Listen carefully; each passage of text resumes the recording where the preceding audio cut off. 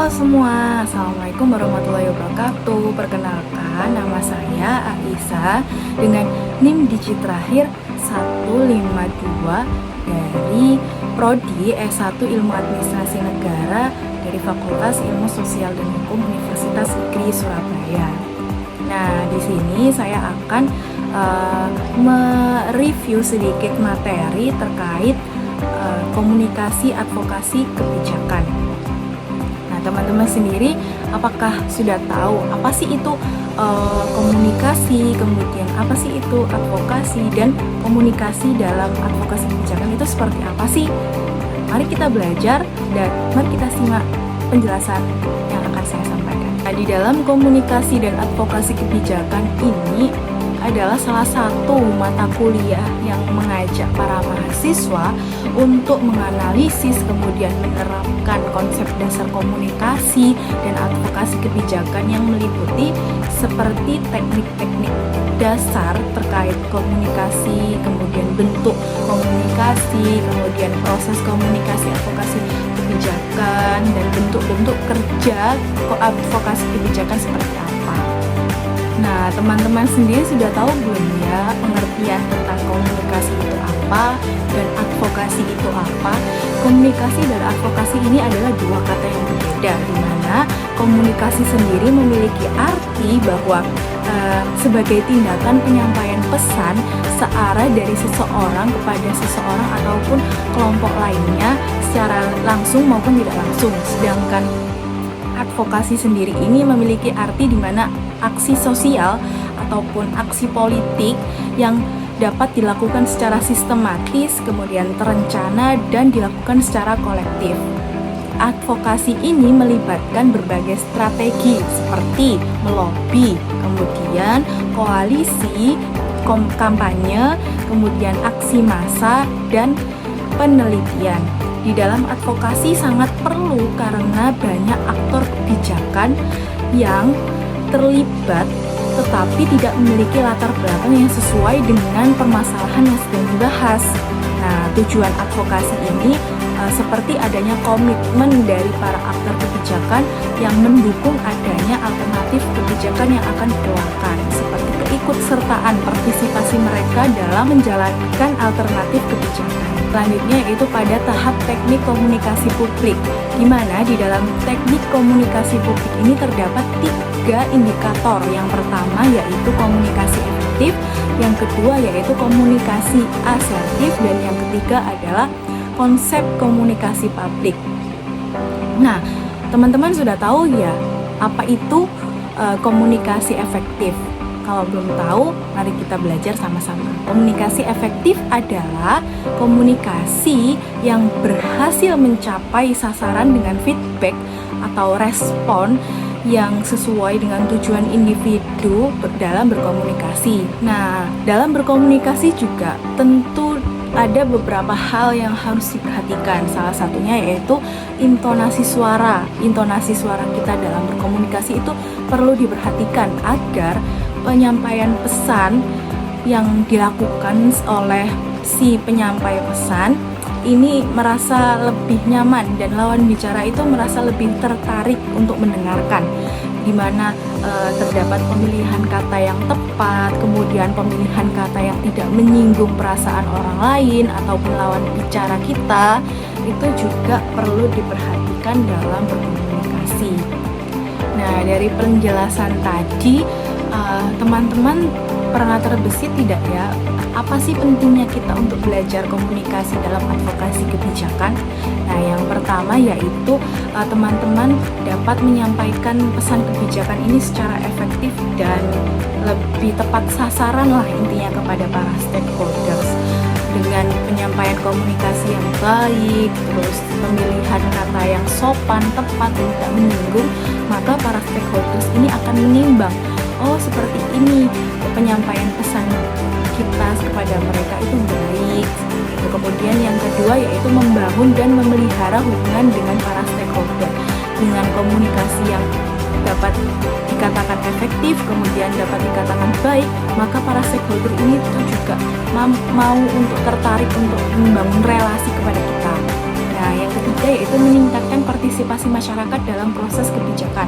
Nah, di dalam komunikasi ini kan ada dua arah ya teman-teman, di mana para penyampai pesan dan para penerima pesan ini saling memberikan feedback ataupun respon, di mana hal ini menjadi salah satu nilai partisipasi masyarakat dalam pengambilan keputusan ataupun dalam proses kebijakan. Nah, yang terakhir yaitu dapat mempengaruhi pengambil kebijakan untuk membuat suatu keputusan, di mana dalam komunikasi yang baik dan sopan akan dapat memberikan hasil yang baik ataupun kebijakan yang diambil itu sesuai dengan apa yang sudah dibicarakan di dalam suatu forum dengan komunikasi yang tepat. Nah, dari penjelasan tadi, menurut saya sendiri teknik yang paling menarik ataupun poin yang paling penting adalah bagaimana cara kita untuk berani berbicara di depan umum, dan teknik-teknik public speaking yang perlu diperhatikan agar skill public speaking kita di depan umum itu lebih bagus lagi. Kemudian apa sih public speaking itu? Public speaking adalah kemampuan berbicara di depan halayak umum dengan tujuan menyampaikan pesan secara efektif. Nah, teknik-teknik yang dapat dilakukan agar public speaking kita menjadi lebih baik itu seperti apa? Nah, kita akan belajar itu teman-teman. Yang pertama dalam teknik public speaking, yang pertama harus diperhatikan adalah variasi suara, di mana dalam kita melakukan teknik public speaking ini kita harus memperhatikan volume, kemudian kekerasan suara dalam berbicara. Nah, dalam volume dan kekerasan suara ini harus diperhatikan dengan tepat dan jelas agar materi atau pesan informasi yang akan disampaikan ini dapat tersampaikan dengan baik. Selain memperhatikan volume dan kekerasan suara, dalam melakukan public speaking, kita juga tidak boleh berbicara dengan nada yang terlalu datar ataupun terlalu flat.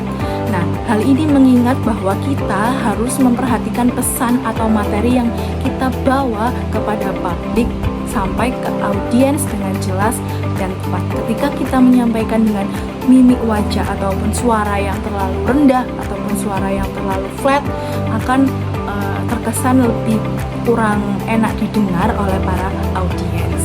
Kemudian yang kedua yaitu kecepatan bicara dan artikulasi, di mana dapat diatur dengan tanda bicara cepat yang biasanya menunjukkan antusiasme dan urgensi pesan yang dibawakan, sedangkan bicara lambat untuk menunjukkan pemberian tekanan ataupun memberikan jeda dalam memberikan suatu informasi.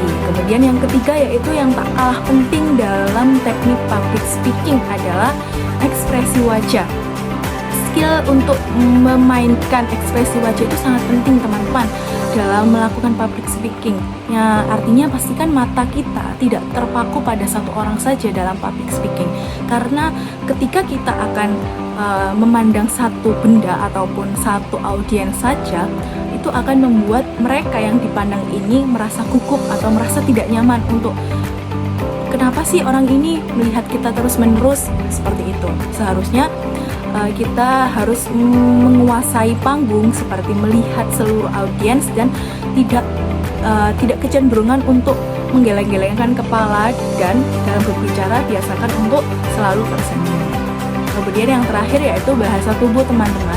Dalam suasana formal biasanya orang-orang yang melakukan komunikasi di depan banyak orang ini lebih mengedepankan atau lebih baik melakukan public speaking mereka dengan berdiri, nah daripada duduk. Kemudian gunakan tangan untuk memegang alat bantu. Kurangi juga berjalan mondar-mandir yang sekiranya tidak diperlukan. Ketika kita menyampaikan pesan, kemudian kita berjalan mondar-mandir di depan audiens, itu menurut saya kurang efektif dan kurang dapat diterima oleh para audiens untuk menerima pesan kita, seperti itu.